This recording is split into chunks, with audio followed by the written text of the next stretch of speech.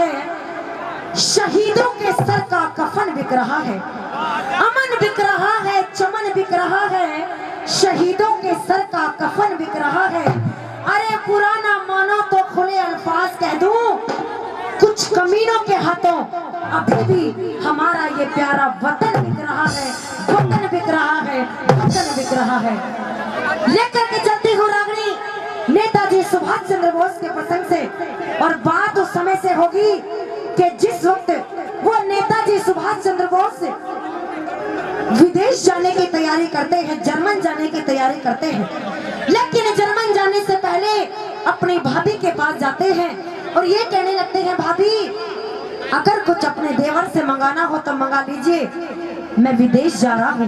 New कहने लगी वो भाभी अपने देवर से, कह रहे सुभाष तेरी भाभी को कुछ नहीं चाहिए, लेकिन फिर भी अगर तू ला करके देना चाहता है तो एक ऐसी साड़ी ला दे, ऐसी साड़ी ला दे। और किस तरह की साड़ी वो भाभी अपने देवर से मांगती है, देखिए सुनिएगा, लिखने वाले ने कितनी सुंदर ये कल्पना की और रागनी लिखी, क्या बताए, सुनिएगा कैसे।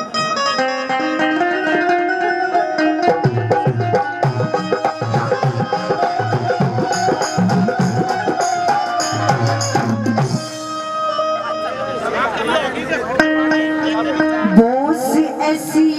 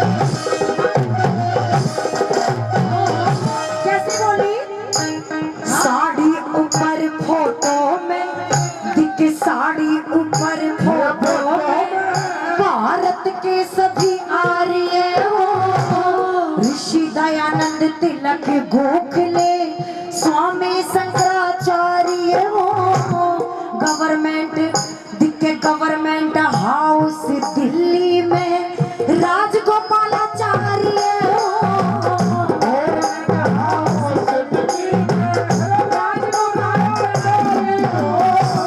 रक्षा मंत्री भारत के बलदेव सिंह सरदार भी हो,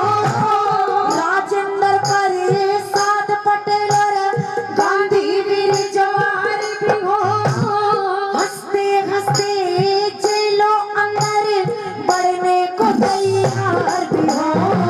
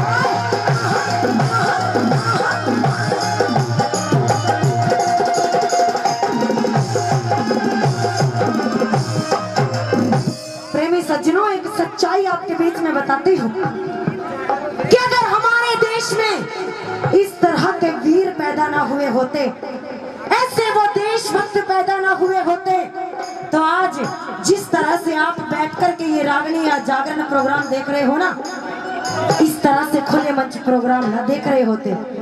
हम भी इस तरह से खड़े होकर आपके बीच में गा ना रहे होते, क्योंकि सभी जानते हैं कि अंग्रेज भारतवासियों पर किस तरह से जुल्म करते थे, कैसे कोड़े बरसाते थे।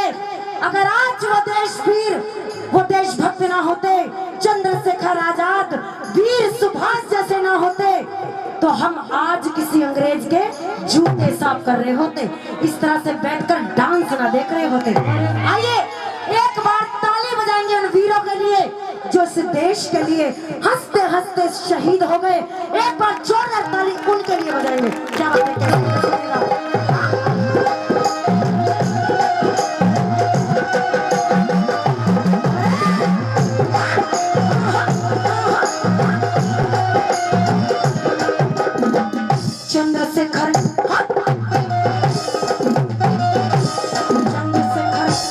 चंद्रशेखर आजाद भगत सिंह, चंद्रशेखर आजाद भगत सिंह, रास बिहारी बोस भी हो, लाला लाजपत राय लाहौर में पिटता हुआ निर्दोष भी हो, राजगुरु दिखे राजगुरु सुखदेव और बिस्मिले मरते हुए मैं जोश भी हो, राजगुरु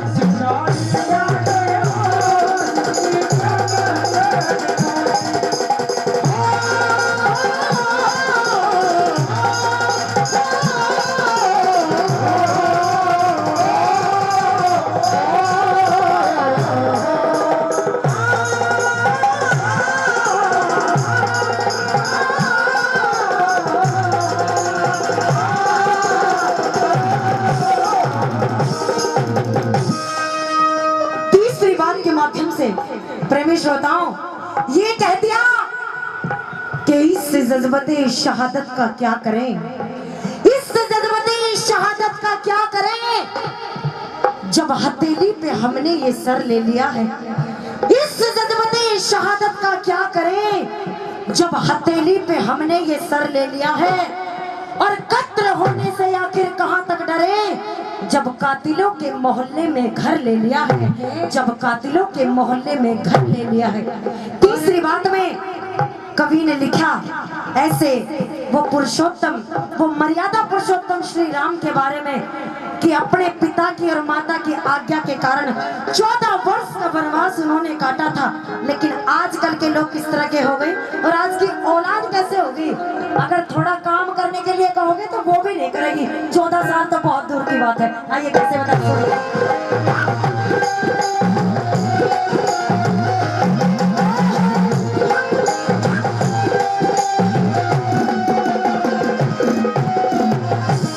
तीसरी बात में क्या लिखा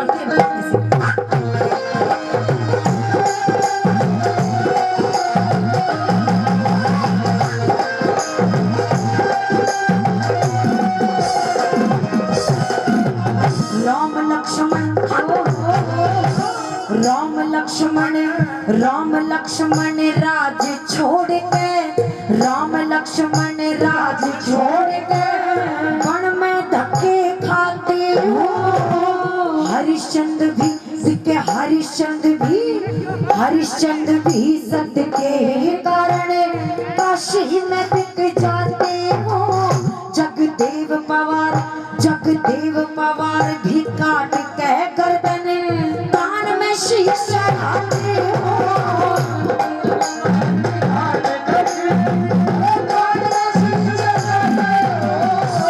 राजा मोर ध्वज ही चीर के लड़का शीर को जिमाते हो। हिरणाकश प्रहलाद भगत को लाल खंभ पकड़ाते हो। राजा भोज इनके राजा भोज विक्रमादित्य पर जाका कष्ट मिटाते हो।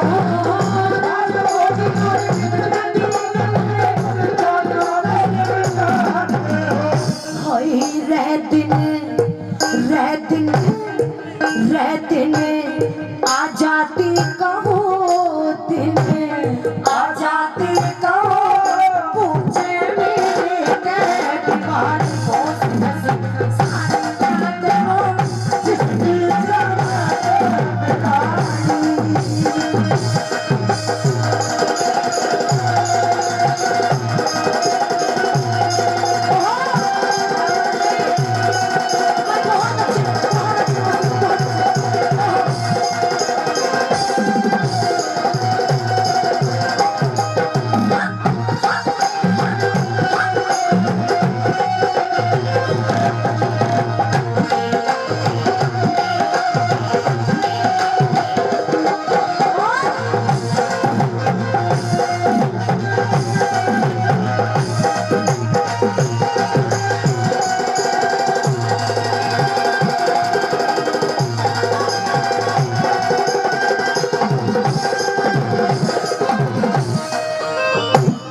बात में न्यू कहने लगी रे देवर, साड़ी के 4 कोने होते हैं, 4 पल्लू होते हैं। नाम क्या जी?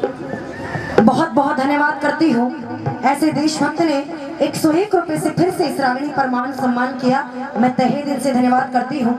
न्यू कहने लगी रे देवर, साड़ी के 4 पल्लू होते हैं, 3 पल्लू पर मैंने तुझे बताया कि क्या क्या होना चाहिए, और चौथे पल्लू पर भी बताती है किस तरह से क्या लिखा रागिणी में, कैसे बता सुनिएगा।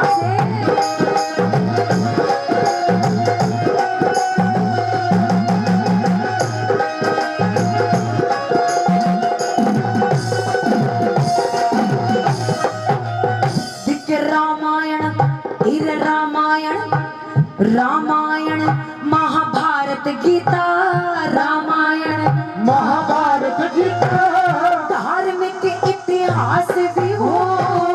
आजादी आजादी आजादी आती भी है और गुलामी का नाश भी हो। लाल किले पे तिरंगा झंडा